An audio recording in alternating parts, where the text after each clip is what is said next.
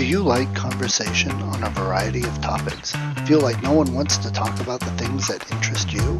Tired of only hearing the same political, sports, or catastrophe talk? Yeah, we feel that way too. Join two high-functioning geeks as they discuss just about anything under the sun.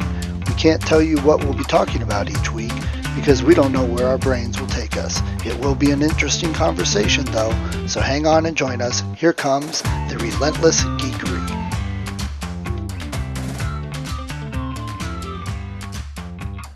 Starting to get rid of a pop-up for black menu, a pop-up for ginger. There we go. Okay.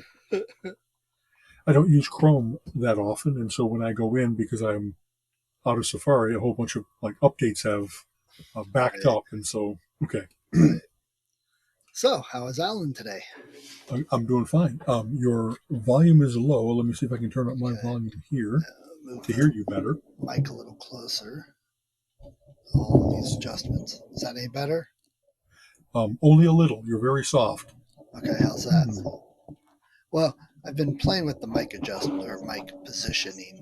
That might be Okay. something. Is that any better? Yes, slightly.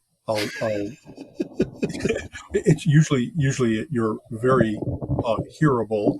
Today Huh. a little bit less. So That's oh interesting. my. I know that I used to have that softer thing too, and now I seem to have cured that by going with the straight camera plus microphone instead of using the stage mic. Weird. Okay. All right, They we'll deal with it. yeah. So Assert, project, enunciate. enunciate. So real Uh, quick, we kind of cut off last week. I wanted to make one last point on that and then other things. sure. So we were talking about the racism and the homophobics and the bigotry and all that. And I was saying how we're at this point where, in society where it's a big upheaval for a lot of those things. And there's Sure. a lot of awareness and a lot of protests, a lot of marches and a lot of anger and fighting. I just wanted to make it clear. I wasn't saying I'm against any of that. And I'm not against people protesting and marching and any of that. My point, though, was for me personally, I don't need that to be aware and to, uh, have no problem with people. Unfortunately, the people that need to have their minds changed won't have their minds changed from marching and protesting and stuff. The only thing that's really going to change it is to continue as we're doing with all of that, the awareness and people changing their thoughts, but then over time, more and more people over time. That's just how it is, and it'll be changed. That was just kind of my whole point. I hear you. My one of my biggest hope for the future is the fact that generations change, and whatever people might be kind of scared of that future and digging in their heels, that you don't need to worry about that with the kids. They are getting more and more like doesn't matter black, white, yellow, red, any flavor and color doesn't matter. Gay, straight, whatever all the possibilities, all the gender fluidity. It sure seems that it's just a non-issue. That it's Billy's coming over to play, and you don't know if Billy is a guy or a gal, and it doesn't matter. And do you know what I mean? Yeah. It's. I'm always heartened by the new normal of wow, you don't need to worry about it, and the people that are, I don't know, kind of trying to force that on their kids, at least train their kids in it or Yes. project it onto them. I think they're going to be disappointed when um, Billy's going to go to school, go into life, go into where that just has never mattered as much to them. Maybe even kids always seem to protest a little bit against their parents. Maybe that's going to be one of the things that they just say, mom and dad, you were really into cars and I'm not into cars. You were really into religion and I'm not. You were really into bigotry and I'm not. And there's hardly any parallelism in the things that I just talked about, but it always seems to be that way. If you're a really good cook, the kid just wants to find something besides following in your footsteps. Sometimes they do, sometimes they do exactly the opposite. You know what I mean? So, Oh yeah, definitely. So we were at Put in Bay over the weekend. yes, While you were enjoying a different activity, which we'll touch on, but indeed. it was Pirate Fest weekend, and there was a Oh, my, pirate. very cool. Oh Okay. yeah, there was a pirate walking around. Had the hat, had the sword, walking around with pirate outfit. He had a full beard and a pink dress and high heels. So what a nice, interesting combo. yes, Exactly that. It's well, the last winner of Mr. Mensa, a thing they do every year at the annual gathering for Mensa, has expanded to be Mr. and Mrs. Mensa. And if I remember right, Jen, and I think Sabelsky was the winner of Mrs. Mensa, and she was very much into piratitude and the costumery and all that kind of stuff. So not quite the same as seeing a guy with a beard dressing up in the frilly tutu right, and whatever else it might be. And yet, I think that this is kind of funny. I don't know that I do that much cosplay, but I have almost always said, well, either I'm going to go like with the straight, I look like a Viking, I look like a pro wrestler, let's do that, or dress up like in my little ballerina outfit and right, let people make of that what they will. What do they think of a 6 foot yes, two, 300-pound guy that likes to do a little pirouette? You know what I right. mean? It. When I was in cabaret, the whole band dressed up in drag, and I looked pretty good. Hey, see, there you go. So, well, I was up at Put in Bay enjoying the wonderful, Yes, bright, sunny day and the heat and all that. You happened to be at my local comic book store, like a mile from my house, and I was, 50 or 120 miles away. Uh, exactly. so, As you so know, I had thrown out, hey, let's get together for lunch, and that's when you revealed, no, you and Gina were going to go a little getaway weekend. right, So it was. I knew that we were very close. I remember Rootstown and stuff. It was really cool. Adams Action Figures and Comics is your right, local store, and they were having an in store with P. Craig Russell and Matt Horak. And Matt Horak's work I only know a little bit about because it's relatively current, whereas P. Craig Russell has a 40 going on 50-year career, yeah, maybe even 50 going on 60. He's been doing wonderful things for a long time, and he's the guy that I was there to see because I've loved his work for a long time. And it was wonderful. By that meaning, lots of people stopped by, but not so thronging of a crowd that people were pushing, and that frankly that we didn't have to move on. We hung out and had a very nice conversation over the course of about 2 hours, of course, making room for other worshipers, other people that wanted to buy new product. And, that's what the in-store is for, of course, right, is to generate a little bit of business and stuff. But he was so much what I was hoping for. When you do fantasy artwork and really beautiful, fine, detailed stuff, some part of it is you kind of got to know what you're doing. You got to know enough about all those fantasy works from which those images spring that you need to be able to like summon a really ogreish looking ogre. Or if you're going to transport through the dimensions, it has to look good. You know what I mean? It has to be very much the suspension of disbelief. And so we hardly, I shouldn't say that. We talked, of course, about his work and his art, but the conversation raged all over the place because, who were his influences? It wasn't necessarily other comic book artists. It was the folks that made posters for like the World Expos back in the turn of the century in 1920s. And it was children's book illustrators, where they had that combination of whimsy and menace that when you used to read like Brothers Grimm fairy tales, they're not happy tales. There's a lot of people getting like eviscerated and dropped down a well and stuff like yeah, that. yeah. And It's so not all Disney, yeah, it's not all Disney. And so we talked about travel and food and art, and he just was witty and eloquent. And Colin was there chiming in often. So was Matt. So was Adam. It was a really wonderful powwow. And not only I really think this. We hung out for 2 hours, but it wasn't like, okay, buddy, you're stalking. Time for you to move on.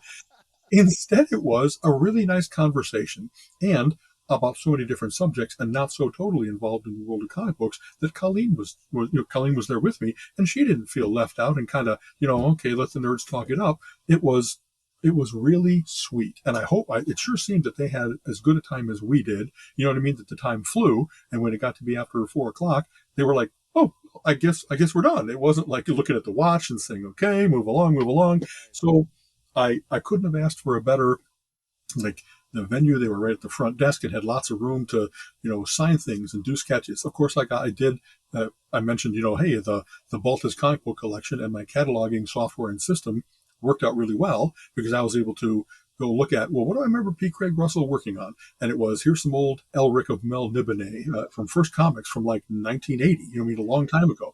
And here's some old Doctor Strange and so without being shoving this stack of stuff at him, I got like 8 things signed that were a nice representative sample of his career, some from Night Magic, some from Elric, that kind of stuff.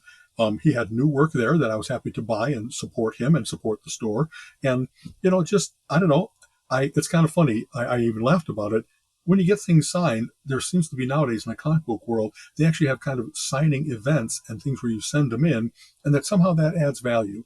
And honestly, I really don't care about that. Right. I I care was going about, to bring hey, that up. look, I got a chance to meet P. Craig Russell, Right. and what I laughed about was, well, it just proves that I'm such a close personal friend of his that he signed my book. Exactly. Well, You know? and I was going to mention that a lot of people go because they want big books signed and then they could throw it up on eBay, like before they leave the damn parking lot.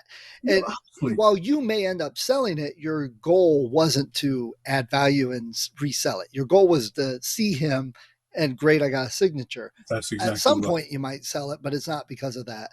And Yeah. I remember two times the best things with me. It's when we met Stan Lee, when Colin got his signature, it literally was a line. You walked up, handed a book to the bodyguard, then you shuffled sideways and you said, Right. "Hi, Stan." He goes, "Hi, how you doing?" And signed it. "Great, good to see you." And you An shuffled assembly sideways, line. and Yeah. someone else handed you the book back. That was it. Yeah. Well, there was the one time we were walking around New York Comic Con and the kids were little, and Peter Mayhew was sitting there with nobody at his table. So we Okay. went up and talked to him for like 20 minutes, him and his wife. And I'm like, okay, everybody talks to you about Star Wars and stuff. I'm like, so what other movies do you like to watch? What do you like to? And we talked about other stuff. And I did the same thing once with Dean Hagland. We had a conference in Yes. Rhode Island, and there was like nobody there. 21 people for the whole conference. It was so small. And Exactly. so he's like, nobody's around him. It's like they were ignoring him. Like, are you people crazy? So he came up and he was talking to me for like 2 hours while we were That's very eating. cool. Yep. You know, Yep. it was everything. It wasn't like just X Files. In fact, I don't think we barely talked about X Files. Yeah. You know, and that's That's really what I tried to make this thing yes, with P. Craig, which is kind of like J Lo. You know, we're on first name plus initial he basis. was Yeah, first. exactly. It's I really, I of course wanted to, you know, some part of the expectation is my telling him which of his stuff I really admired and what were the influences and so forth. And yet it didn't just stay there, and I didn't keep drilling down more and more into. So why'd you draw his left foot this way? Yeah, You know what I mean? We made fun of that. But I remember reading about Dave Sim, who did Cerebus for like 300 issues, and that he used to. He had people that really, really over followed him. They really did examine every single panel and had all kinds of just particularly not like contentious questions instead of admiring questions. And I just, it was, what music do you like listening to while yes, you work? You know, where have you been that you had? So he mentioned, you know, there was this tree that he saw, a wonderful old gnarled, maybe like a bristlecone pine or something, you know, the trees that really look like they've got yeah, years on them. And that became the reference material, the inspiration for Yggdrasil, you know, which is the world tree in Norse mythology. And that's right, exactly what he's working on currently with Neil Gaiman. It was fun to hear about. You know, Neil Gaiman came and said, "Would you work on this with me?" Because everybody in the world admires Neil Gaiman, and Neil Gaiman admires P. Craig Russell and wants to work with him. right. So, and the comic book world is kind of funny and um, interconnected, maybe a little gossipy, but it has all kinds of fun stories. And so they shared various different interactions they've had over the years, never in a mean way, but definitely there are people who are easier to work with or harder, I if you bet. will. And I had a chance to mention a couple of stories, as you just mentioned. You know, when I used to go to Comic Cons and they started to have movie stars were coming and professional wrestlers were coming. And then here I am with like Gene Colan is sitting by himself, or Right. Martin Odell, who created the first Green Lantern. And like, I am so happy to not only have a chance to just meet you, but I get to talk to you at length because everybody else is over with Billy D. Williams. And I Yeah. know Lando Calrissian is just the hottest hot currently, but these guys are the giants. They Right. created this mythology. So I mentioned also I had a chance to talk to Jim Steranko recently Right. in a similar way. That just anyway, I Well, the thing for me is, okay, you know, we met Stan Lee. mhm. You could have met Billy D. Williams. Would it have mattered to their lives at all? Did it really matter to yours to say, "Hey, how you doing? Great. I love your work. Okay, good. Talk to you later." Done and over with. But when you get to sit like you did for 2 hours with P. Craig Russell, he'll remember you probably. There's some memory there. You've enhanced his life, and I hopefully, hope so. You know, hopefully, yeah. Well, it's kind of funny. Somebody recently just used the word I'm very affable. You know what I mean? That I'm kind of fun and approachable, and that's what I tried to be for him. That I didn't want to come across as too shy. I'm no longer a fanboy. I'm kind of grown up, and I do have lots of experience and knowledge in the thing, but I still have enthusiasm for it. It's not like I'm jaded either, and so I tried to share that with him. I'm so happy I'm here with you, and I think I know we must have met at one of the past Comic Cons or Wizard Worlds in Chicago, right? but it still is. It's kind of funny. He might be one of those guys where he's not prolific. And so instead of being someone that everybody knows about him because he's got a thousand issues of the Avengers or something like that, you really have to like the particular things that he loves working on and then see, besides him, one of the things we talked about was I early on in my comic book life, it was fun to be able to start to recognize various different artists that they Mhm. weren't interchangeable. That like nobody else's work looked like Gil Kane or Jack Kirby or Steve Ditko or P. Craig Russell. And Right. maybe there's a little bit of like Charles Vest does some things a little bit like him. There's artists I could name that have that same interesting ability to capture fantasy, you know what I mean, to do other Right. dimensions or mythical creatures and stuff. And yet, you can look at a page and say, that sure looks like P. Craig Russell. That Colin looks, does that. Yeah. because they're beautiful. You know what I mean? It's kind of funny. He has not only the artistic talent of drawing things, but like the sense of composition and the story flow and how to do macro, micro. I just he even talked through one of those sequences he did for The Ring of the Nibelung. He did an adaptation of the Wagnerian opera. How cool is that? And that he kind of talked through that it came to him. It was he was thinking about it and was kind of like a little bit stumped. And then in a burst of inspiration, he got the idea of like he's going to go in through the guy's eye to see what thoughts he's having, and then the explosion of that sequence to sequence, then come. And it was just like I remember that sequence from the comic book, and it was like, and that wasn't you painstakingly doing what the writer had said you should do. Oftentimes the writer has, and then there's a battle for 3 pages, or then we show how whatever this thing happened. But the artist is so often the one that captures that really portrays the sequence of things and so I love getting insights into people's creative processes, and that sometimes they're mysterious. You know what I mean? Like just Isaac Asimov used to talk about when he was stuck on a book, he'd go to the theater, and like while he was sitting watching another movie, bink, something would come Right. into his head that would like get him to the next step, solve the problem for him. So your subconscious is so mighty in how Yeah. it's always back processing and kind of waiting for the right thing to happen. Yeah, Gina's always asking me, like, when we're driving, "So what are you thinking about?" And I'm like, "Huh? What?" And we were watching Young Sheldon last night, and his Okay. mother was worried because he was sitting at lunch alone, and then they showed it from his viewpoint, and he's like, "I love being alone." He's imagining gravity and the world galaxies and photons and, so Exactly. so Colin got excited because he was standing there talking to P. Craig Russell, Yeah. and he got an email from Neil Gaiman and said, "Hold on a second." Had to answer an email from Neil Gaiman. Colin's like, So "That was so cool." exactly, like they were together right there in his Right, store, right. virtually, and that's very So, cool. what did he say? What does he listen to when he's drawing? Actually, a lot of classical music, and a lot That's not of surprising. things before our time and even before his. So, like from 30s, some things that are quite old, like all of classic goes back 400, 500 years. But he also listened to, and I'm embarrassed, I can't remember particular artists' names, but where they're not as much rock and roll, not as much amplified. It's more, I don't know, personal and great vocalists and great songs and melodies as compared to thrashing it out. And so I could see that, and he even talked about he has the perfect workspace, that he had converted um, a second bedroom. I think he used to work, where there was more interruptions, and now he's got a studio that he really goes to that is what I always do when I come up here in Skynet.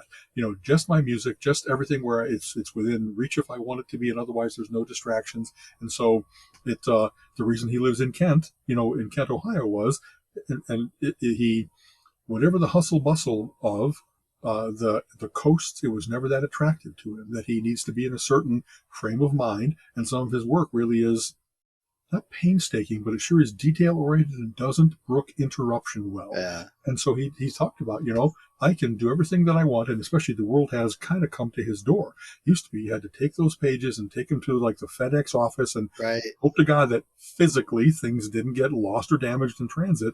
And nowadays, between the ways to collaborate with his various different the inker after him or the writer that he's working with, it's just all that much easier without him having to kind of live in an artist's garret in Manhattan somewhere, that Yeah. kind of thing. And so he chooses a big college party town. Okay. Well, well, I guess you can be in Kent and not necessarily be on campus. You know what I Right. Yeah. Well, not much anymore. I mean, geez, oh man, compared to 20, 30 years ago, Kent has changed and expanded so has much. expanded. Yeah, So it might be. I've often thought about, like, Colleen and I are probably going to be here in Lakewood in retirement and so forth, because it really has many things that we want.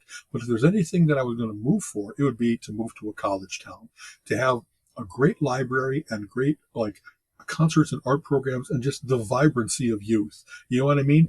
To just be around people that are like, their life is exciting and starting, and there's cool things going on. And I like that atmosphere of becoming, of trying. You know what I mean? Instead of, I don't know that I'm a nostalgic guy. I don't want to like sit where it's kind of quiet and flies go so slowly through the air.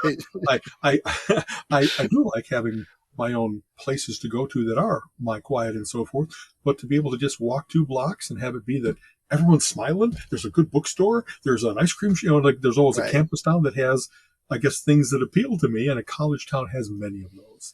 So right. So, well, segue. Speaking of yeah, college, because college you end up reading a lot. How's that for a segue? sure. So, I said a couple weeks ago I've been reading 2 books and they're way different, and I wanted to point out. So this one, well, the cover fell off. Asimov Foundation Oh yes, it's a classic, the trilogy. and Dean Koontz. It's a Jane Hawk novel, Right. which I I hadn't read. just devoured the Jane Hawk series recently. I like Dean Koontz from Mhm. his Thomas books and various other things. Yes. And when those started to come out, it was like, okay, this is a good premise.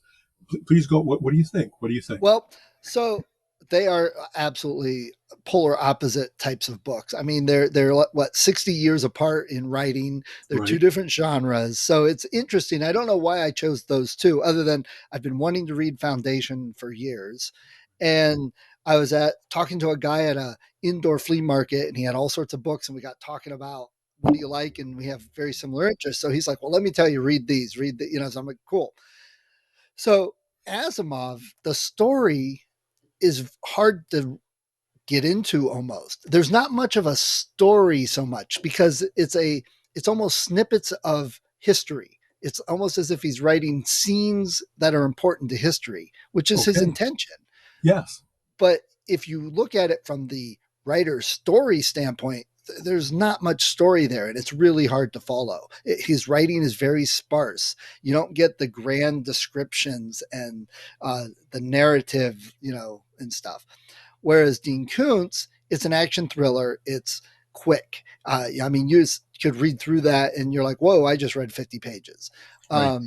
So completely different feel to it. But it made me think, and this is something I've talked to some writers about, that where I'm told don't read the stuff that's old and try and write like that because that's not what modern readers want. That's not what they're looking for.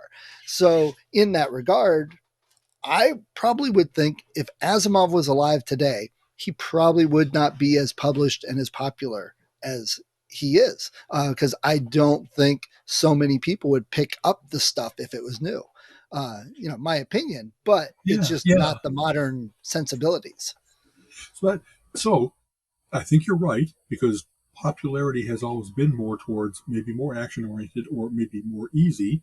But Asimov and hard science fiction, there are a couple inheritors where when you read Gregory Benford, when you know what I mean, and even like Michael Crichton, when he wrote Yes, thrillers, they really weren't necessarily about people; they were about the thing and the threat of right, it. And he wasn't that good of a carry the story along through your characters. That he was more about the events happening. right. So, and just so there really are some, like for instance, I love uh, Charles Stross, Uh huh. and what I love about him is he challenges me. I read a lot of, I don't know, I've got a good vocabulary. I've seen many plots and I understand what's going on, and I often get to what's going to be happening before we get there.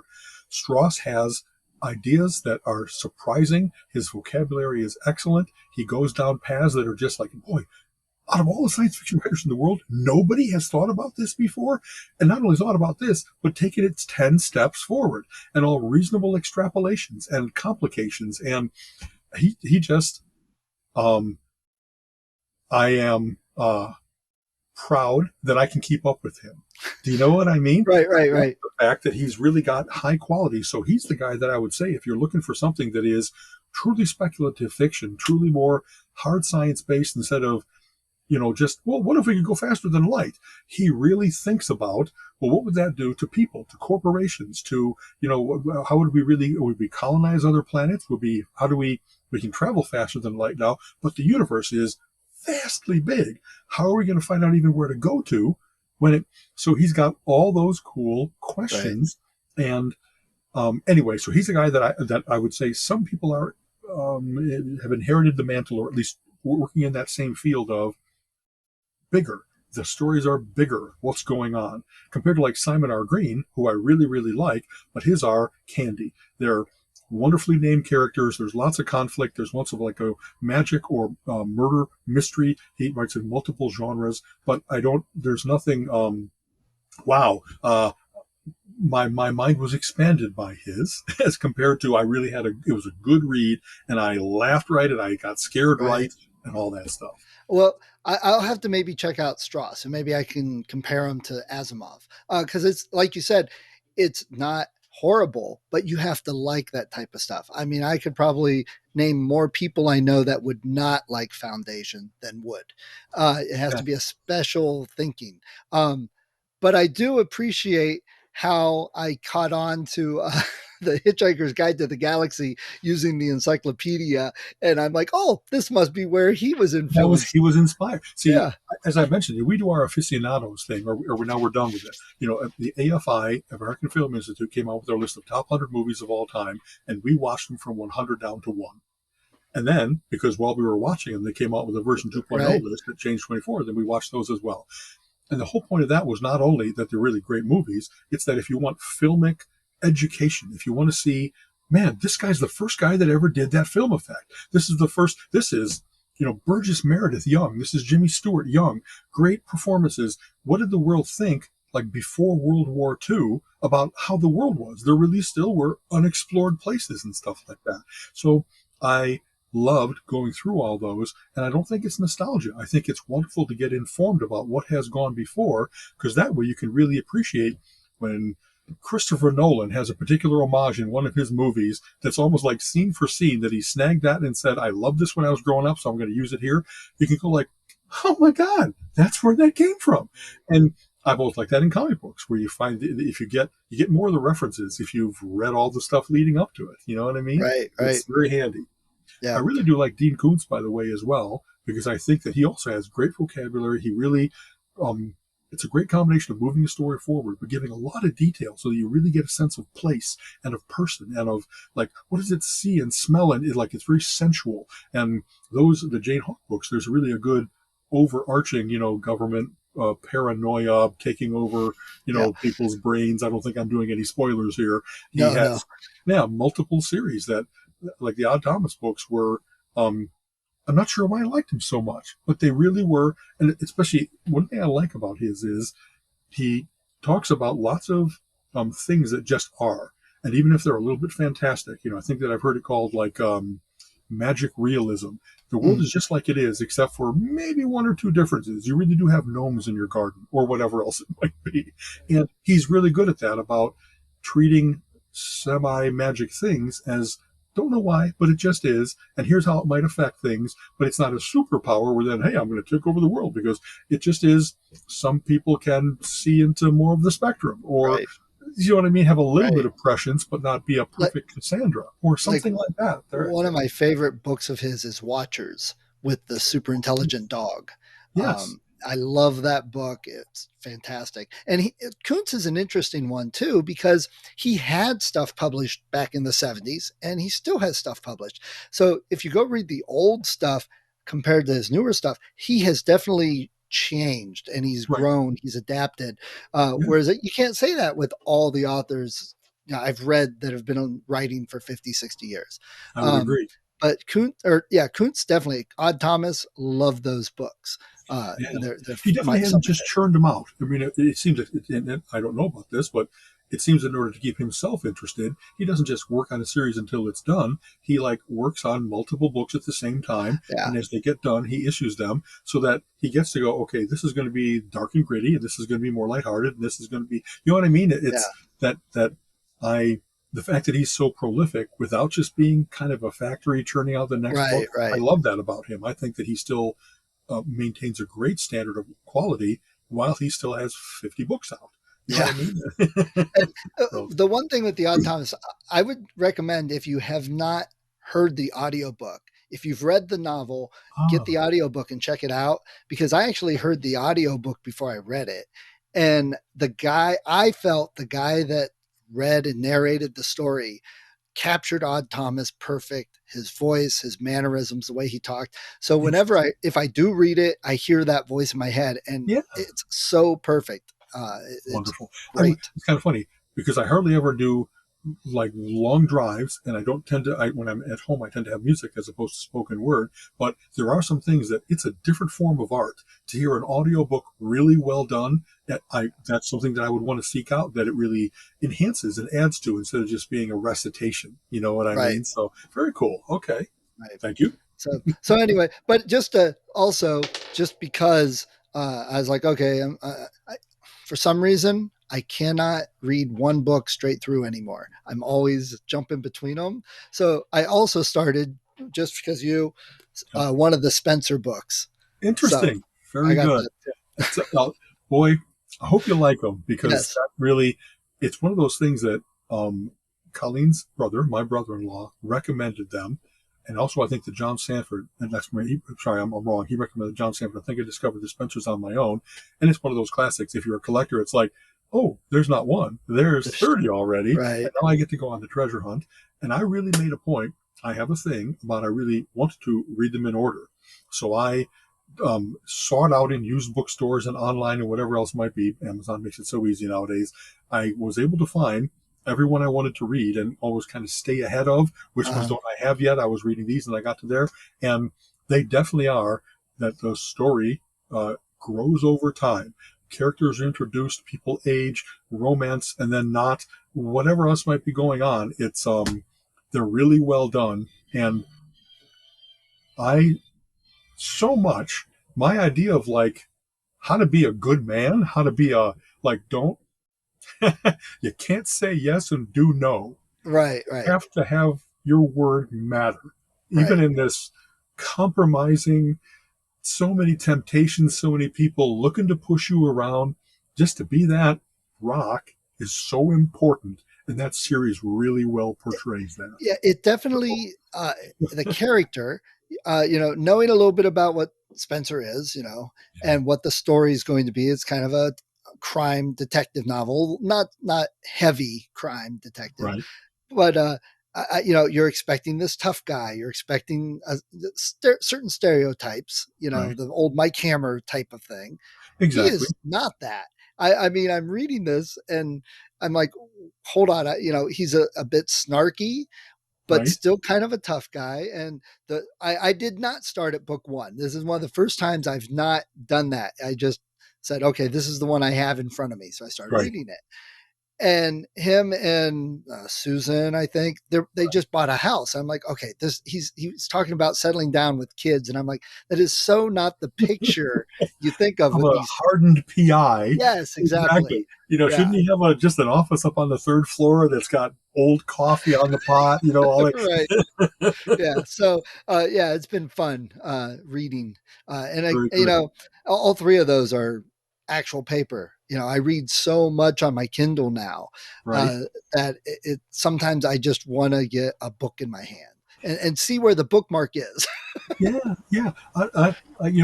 Colleen often describes that as like that's an experience that doesn't need to be improved.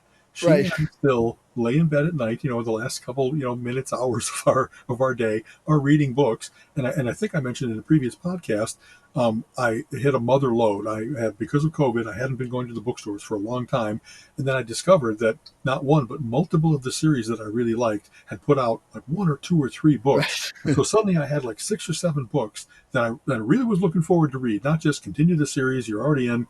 So I read a whole bunch of John Sanford, both Virgil Flowers and Lucas Davenport. I read Alex Verus by, why do I never remember his name? Jacka, Benedict Bernard, I think it's Benedict Jacka, and I did what you talked about. I kind of hopped back and forth between the genres. I didn't. read part way and then go to another. I really do tend to like devour Go it. I straight, really get on that right. train and get off the train after the ride's over, kind of. But having said that, I was reading the Licanius trilogy that Colleen had gotten for me, and they're like 800 pages each, three of them. And I must admit that at one point I just had, I kind of need a palate cleanser. I really am. This is good stew, but boy, I've had a lot of bowls of Right. stew this Yeah. week. You go So, down for breakfast the next morning, and Colleen's like, What's those marks on you?" "Oh, I fell asleep with the book. It crushed me all exactly. night. That's why my nose hurts." Right. Exactly. Boom. So, So, mhm. jumping back again, I just boom thought of this. You said you went putt putting after you were Yes. at the store. Where did you go for the putt putt? It's called something like Fun Times Family Okay. Fun Park. And Yes. Okay. I think it's within like maybe 30 minutes of where you are. We actually were trying to find a place called like the Birdie Hut. Yeah, And, that's on 59 in between Kent and Ravenna. Yes. and in classic style, I put in Birdie into my GPS, not my phone, but my GPS. It took me to Birdie's Recreation, which I thought was the place. And it turns out that's like a sporting goods store in downtown Alliance or something Uh, like that. But, I laugh about this, about other people, and then I did it to myself. If all you've got is this little postage stamp device and you're not going to like look at it on the map and you're just going to trust that the name was good enough. So we get to this place. It's not it. And then we said, well, what's close mini golf to here? And that's how we discovered Fun Times. And if we haven't talked about it before, we love it. I mean, we've been all over the oh yeah. United States, as you know, doing our state capitals thing.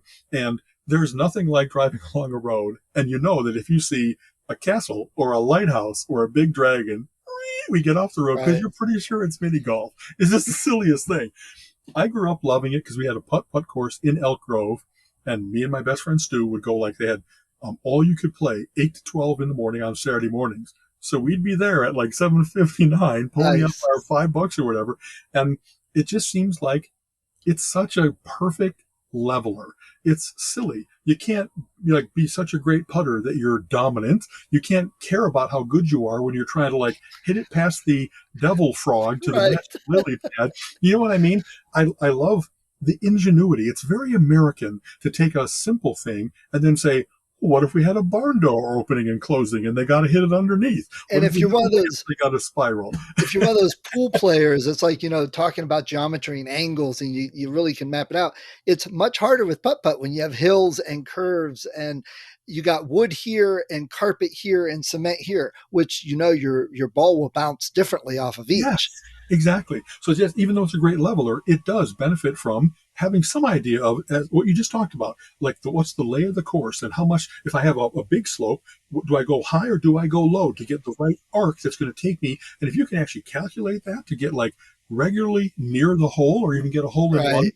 it's kind of a cool live physics problem. You know what I mean? But you still have to hit it with the proper force. The And right there amount of force. Exactly. There has to be some skill, so when you see families and, the father's a golfer, so he's quite good, but then you see the kids just like trying it for the first time and they don't have feel for how much to apply. So either they send it into the parking lot or they dribble it forward and you can see them get better. You do get better if you apply yourself to it. right. So Colleen and I have been playing for a long time. That really was one of the early things that we just, like when she came out to visit me in California, we didn't do it because there weren't easy courses in San Francisco.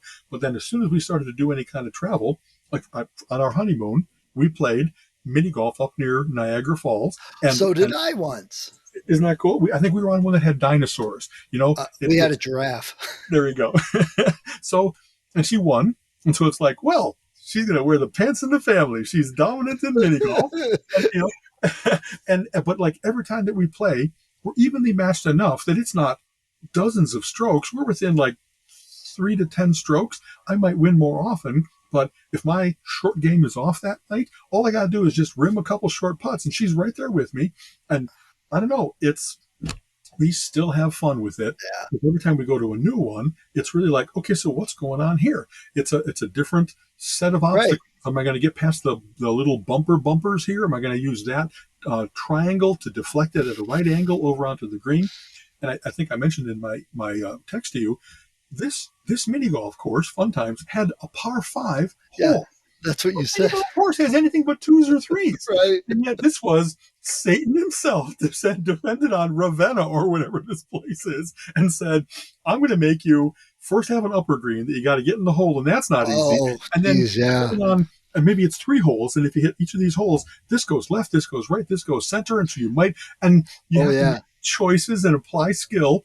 And so this one was a long hole, and you had to go up and around. And if you hit the rough, it slows you down, so you're not going to make it around the curve. And if you do a little concrete barrier that's all even, you can kind of count on rolling through it. If you do bricks, every single one of those little tiny brick juts sticking out into the path can like stop your ball or at least deflect it, so you lose all your momentum. And of course, we encountered every single one of those devious things that this course designer had done. My most hated but laughable feature is where they have the final hole is a volcano that you don't Uh, roll into it. You got to go roll up it and into it. And so you can't go, if you go either left or right, it'll veer you off to left or right. If you do too much, you'll hop over the hole and go down the other side. So I can't tell you how much I've been right at the volcano in one stroke and then spent 3 or 4 strokes getting into the gosh darn cinder cone because I'm in control. I really am trying hard, and yet sometimes they've just designed it so that it's perfectly wrong for me. I don't right. know. It's Well, hilarious. the first time I think I ever played putt putt, I was with a buddy up in Toronto, I think. Okay. Toronto or Ontario, one of those. Yeah. And we were 15. I went on vacation with his family. And it was, I mean, you probably wouldn't do this now, but his parents said, well, we're taking the young ones. We're going off over here. See you guys at lunch. We'll pay for it if you show up. If you don't, you're on your own. And we Okay. were left in the city. There's a few other stories. But so we found a putt putt. We're like, yeah, let's play. We had never played putt putt before, but we knew golf from TV, four, and we knew that. Right. Oh yeah. So our first couple balls we hit over the fence and hit the train that Boom. was going by. Um, so we had to go get new balls, and that was, but Right. I so remember that because of course, my buddy Eric, we always got in trouble and had a great time doing it. Yeah. So yeah, last year for Mother's Day, Father's Day, or something, the whole family went, but it was right after Gina's knee surgery, so we didn't end up staying the whole time. But Got it. yeah, Yeah. still like to go to putt putt. Yeah. Another thing that I love doing with Colleen and I, and especially what we often play with, and so it's 4 or 6 people, is we play full contact, mini golf. You don't go by yourself and finish out the hole. Everybody gets their first stroke. Yes, And if you yes, happen to be bonked by another ball, then you get hit. Sometimes you had a good line, you get sent off to the side. yeah, Sometimes you're in the way of the really good hole in one shot, so they're going to have to hit you. And I just love the silliness. It's not like yeah. croquet where you put your foot down and send the guy, Right, but right. the little bit of chaos, that little bit of, I didn't mean to get in her way, but I'm not, you don't move it. You don't like spot the ball like you would in real golf and move your ball out of the way. It's part of the course. It's part of Right. what's going on. Yeah. Well, we do that with our family, and then nobody cares about making the hole. It's just revenge on the person that knocked you out of the Putting way each other last into time. the water and stuff. Okay, Exactly. well, I got a 22, so we're good on that hole. There's a wonderful series around Cleveland that we regularly go to. Over the course of the summer, we'll make it to at least a half dozen that we've loved playing. So it's Buzzard's Roost, and it's family fun times, and it's swings and things, and whatever else it Oh might yeah, be. yeah, And they have like, this one is a mountain of mini golf. You gotta go up the mountain, and this one has a river that runs through it. So I love things like that where there really is. Oh, I went into the water. You got to get the pole with the little basket and fish your ball. It's floating, luckily, instead of being down at the bottom. But there's just something very funny about, and it's kind of beautiful. They designed this course to have the integrated stream and little bridges over it and whatever other hazards. Some places really do have sand. Some places have rougher carpet. Most of it is like astroturf, nice and slick. And then they'll have shag astroturf. And if you go that, you just grind to a halt. I just love the ingenuity of it. It's yeah. cool that they know how to do this. It's So, definitely the ones that are really good with all the different things for each hole, and they right. really put time into it. Those are so much fun. You get the ones that kind of like call it in, where it's just the astroturf and it's maybe a hill and there's nothing else there. It's Yeah. like Yeah. In kind of fact, boring.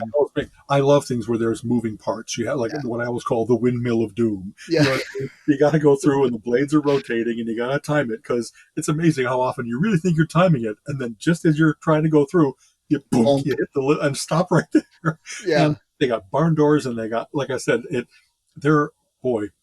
I hope you don't mind me going on, but it's like there's Chicago had a really cool thing where at Navy Pier they had artists from the city design mini golf holes. So they'd have this combined course of all their works, and it was open for like charity, for a summer or something like that. But it was hit your ball into the base of the John Hancock building. There's a little perpetual elevator that takes you to the top and drops you out. And there was one, here's the front of the Museum of Science and Industry. They had, of course, incorporated all the various different cool Chicago famous things, the Leaning Tower of Pisa, that is a replicate over at a YMCA in Park Ridge or wherever else it is, maybe Skokie. And it was just so much like all the love, all the work that went into this. And of course, everybody was asking, like, so it's only here for the summer. You're not going to just trash it, right? Apparently, they did indeed kind of uproot it from there and put it over in a building in the north, like near north side, and I think it's still there. But it's like they Nice. created art. You don't want to just say, "Well, it was ephemeral art. We just trashed it." I love that enough people had played mini golf. That was like, "Sure, I'll do a hole. I'll have you hit the lion's mouth, and then I'll." I Right. mean, anyway. Well, that sounds cool. I'd love to see something like that. And Yeah, different. Gosh, you just got me thinking because we were just saying last night, we love to do our movies on the side of the house, but with everything going on, we haven't done any. I mean, and I'm like, ugh. But we like to do some that are like kid based because we have friends still that have young kids. Bring your kids over. I'm like, you know what? I bet somebody sells like a backyard mini golf set, and I bet we could set up a small course to play before the movie for the kids. I'm like, that would be awesome. So exactly. there I It's go. like, we Always were something. we were in Reno for the Mensa annual gathering, and we were going to go to Carson City because that's one of the state capitals, and then we circled Lake Tahoe, out of our extra couple days of vacation. We found a mini golf course that was like 80 years old, so it really had beautiful grounds, bushes, overgrown. Their thing was they had every single golf ball was hand painted. This is an eyeball. This is the world. Wow. This is a basketball, and you got to choose to select out of this vast array. And it's everybody has their little quirk. We had another one. It's in downtown Erie, Pennsylvania, where they have spinners at the start of each hole, and the spinner is something like play left-handed or shoot between your legs, Oh or man. you know what I mean. Like if you get a hole in one, I don't know. They were amazingly creative in all the various different variations and deviltries that they came up with. They would add to the goofiness of the game, so Right. that was kind of fun too. Yeah, yeah, definitely. Well, I like what you said earlier too. How you went to find it and you boop found it on GPS and showed up completely somewhere else.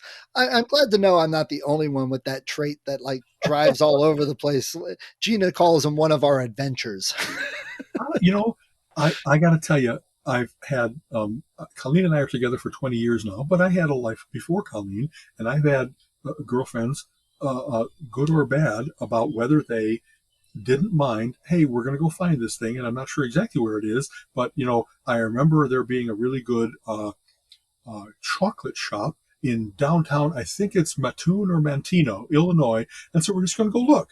Right. And some people loved that adventure, and some people were like, no, no, no, we're going to look it up and we're going to get the map and we're going to not get lost. So, whatever that thing is about getting lost or not, or being purposeful or not, I've had people in my life that were kind of like at ends of the spectrum instead of just being somewhere in the middle.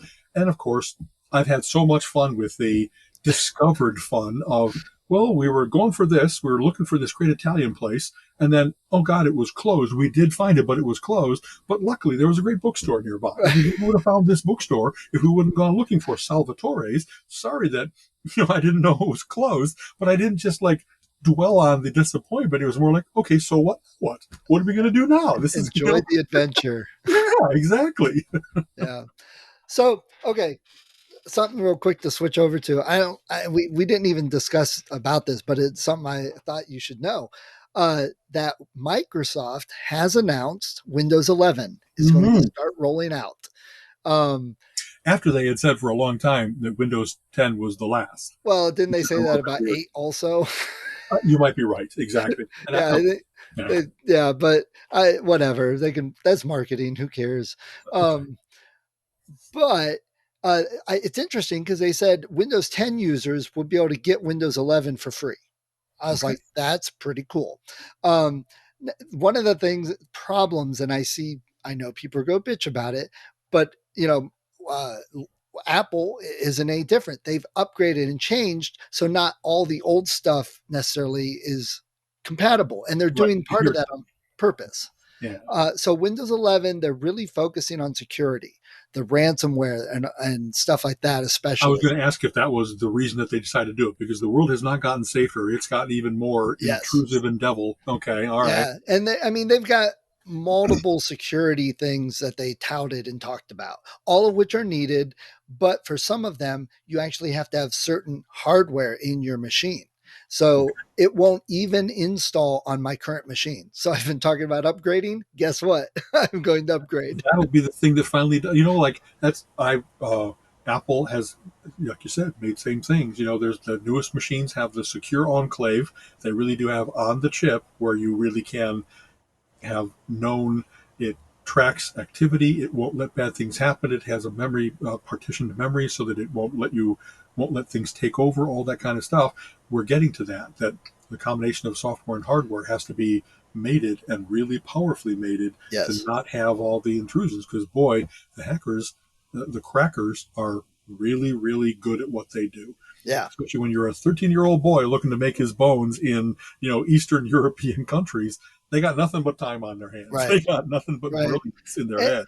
and So really, Windows 10 has been around 8 years, 10 years. that is I okay. mean, that's pretty good long time. But I know people are going to complain. Oh, they're forcing us to upgrade. Well, you know what? You can't ask for new things and ask for it to be more secure and then complain when they force you to change. You can't have it both ways. I And agree. I know Apple kind of does the same thing. The difference is Apple limits their hardware. You buy Apple hardware and this is what's in it. Whereas Microsoft, well, go to the store and you could pick out of 300 things, but they're still trying to make it work with With these features. everything. That's right. Yeah. So, Yeah. there's good and bad on both ways. I just think people don't understand what they're asking for and what they're getting, so, Yeah. but I'm excited. Of course, a new OS coming out. You're always like, ooh, something fun. Exactly. It's funny, I always read the tutorials. I always look at what the new features are for both hardware and software, and I'd say that I probably adopt half. Some of the things are just like they're new about how you do photos on your phone, and I tend to not be the guy that's going to take a photo and then do a whole bunch of treatments to it and then post it on Instagram because now it's perfect. I just don't. I don't have that love affair with making it like different Right. tints and even better than what I took. I just like that I captured the cool memory of it. And there's a so having said that, I like the fact that they keep improving it. I just don't feel obligated to always be the most current. There are some things, like I said about reading a book in bed, that experience doesn't have to be improved. The worst operating systems upgrades that I've gone through have been where things that I really were like in your finger memory, just where things are on the keyboard, just what you want to do in the menus, and then they deprecate it. They actually get rid of it or they change it into something that, and sometimes it's not as good. It really is, wow, that's now 3 steps instead of one, or Right. it's not where I would have expected it to be. And I liked your previous logic that this was the grouping of functionality or whatever else it might be. So we'll have to see. Yeah.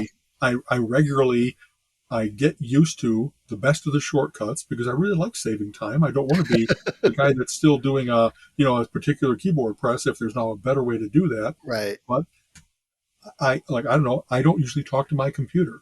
There's all kinds of great voice recognition nowadays, and yet I haven't got an Alexa or a Siri or any of the balls, that let me talk to them and ask them what the weather is and what the sports Right. scores are.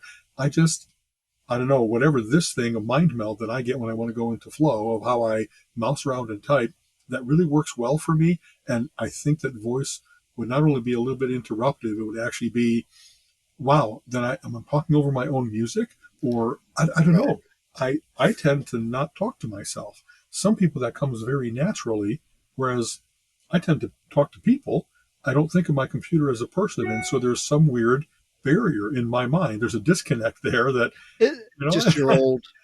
I guess, So, but yeah, but it's funny when I don't think I am. When I see right. the Oh, things that people are doing, I'm often more current than all kinds of kids that are telling me, "Hey, Yeah, old man, move aside." And it's like you might have picked a better target this time because I could fucking run rings around right. you. Yeah, sometimes it's not even worth it. So I'm looking at a really next 6 to 8 months exciting technology time Okay. because I think I told you I upgraded my watch Yes, because Prime exactly. Days had a sale. We should compare Apple and Fitbit and see what all the features are for Right. anyone that's interested. And you got the But cool fire for like a really good price, right? I Yeah, got a new Fire, but exactly. so I'm going to take this current PC and it's going to be my DVR. It's going to contain, set up to record the shows. Right. The media server, as they say. Yes, is Okay. There exactly you what it's go. going to Okay. be. So then I'm going to have a new desktop, but I'm looking to probably get a new laptop to go with all that. So I'm going to take this current one, which isn't dead, and put Linux on it. So it's just a whole lot of fun Yeah. changes coming up. And that's the thing is it's not like, oh no, I got to do this. More like, cool. I get to Right, experiment with the exactly. new Linux. I get to. Well, I I love that I stuff. don't have a choice. I'm being forced. I guess I got to upgrade. Exactly.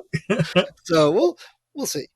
Money is tight for us for like this and next quarter because the garage, as you might imagine, Yeah, is there's been just enough. It's kind of funny. It's not so much that the garage has run over, as in while we've been building the garage, we had a windshield crack, we had our water heater needed to be replaced, we had to upgrade the electrical system into our house, and each of those things has been like, okay, Iron Ration, you're getting a little more tinny, getting a right, little more thin, so I'm gonna have to put off, like usually for Colleen's birthday and my birthday, July, August, we um, get gifties for each other, and we're trying to be kind of more in control about that. Maybe come fourth quarter into the holidays, that's when I'll be looking at, well, is there now a big holiday sale and I can get right. the new Yeah, Apple Watch that I've been looking at, or whatever else it might be. So right, I'll live vicariously through your adventures in cool new tech. right. Having Well, said that, things are so inexpensive nowadays that it's kind of cool. I don't know that I need to put off necessarily always buying a new $300 device. That right. doesn't seem to be out of reach for, I just want it. You know what I mean? So, Right.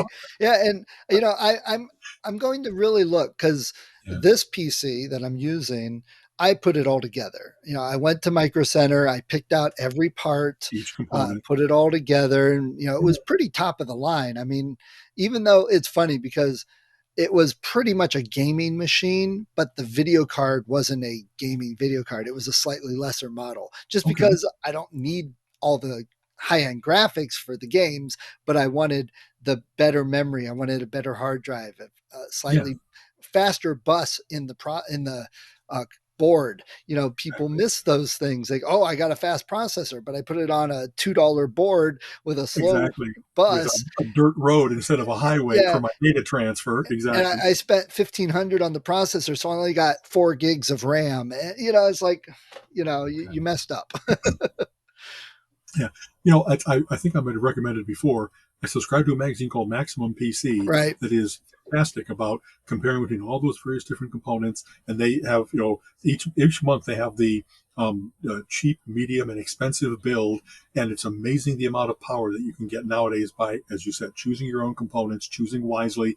And for less than $500 here, for less than $1,000 here, you can still have a really great rig right, if you're willing to do a little bit of soldering, a little bit of, okay, I made sure that that is fully seated. You know what I mean? right. You'll have fun doing that. It's Yeah. Eh, but I mean, there's still the flip side. I was helping one of the kids look at laptops, and I was looking at all the PCs. I'm like, I could just come in and buy this $300 or $400 PC. It's got all parts better than what I've got right now. If it runs for a couple years and I foist it off onto somebody, I come and buy another one. It's that weird. The technology, the prices, you get so much for so little now that it's almost like too much work to build your own sometimes. yeah, that you don't mind the somebody else did all the work of doing it, and there's no possibility of error. It rolled out with Right. perfection.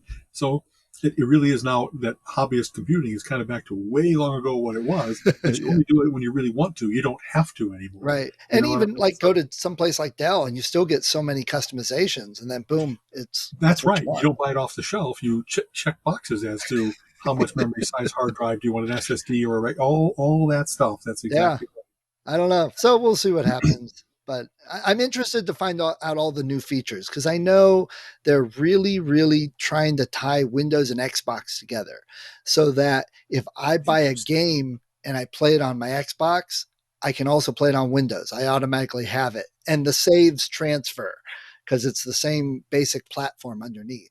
That's So yeah. that's pretty cool. Yeah, that a limitation of mine is I've always been much more of a computer gamer and not that much a video gamer. So I really am just way behind, if not oblivious to the various generations of Xbox and PlayStation and NES. You know what I mean? I Yeah. just I've always you read about them a lot, and so you become aware. And so once in a while, there's a title like, oh, I really wouldn't mind trying that out.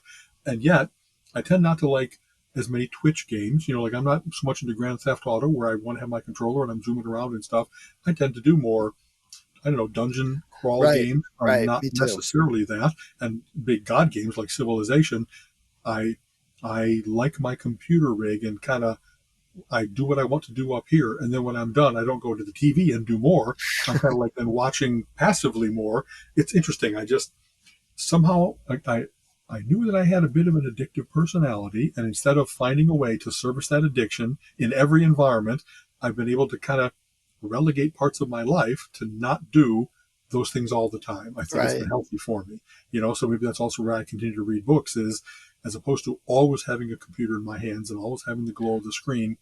It's nice to take Yeah. a step back to analog. You know Yeah. what I mean? Well, I was, in the 90s PC gaming. I mean, I had some old game systems, and that was always the thing. I kept some of the old systems, didn't Sure. buy it new, but I played on PC.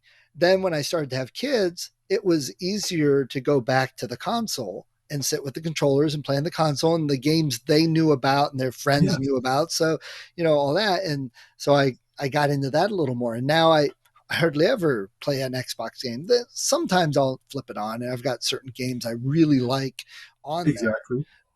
But I've also got a lot on the PC. I mean, I got a lot of GOG. I got quite a few Steam games. Oh, look, they're having a Mhm. sale. Now I own 300 Star Wars games. It has become, unfortunately, much like that, both GOG and Steam. I must have 2 dozen games that I've not played yet because they come on for sale for like $3.97. Yeah, Why would I not throw that's cheaper than $4? a Starbucks latte. Yes. So I really do have, I have the Bard's Tale for nostalgia. I have all the various different Icewind Dale, and Yep. I could even start naming them. It's funny.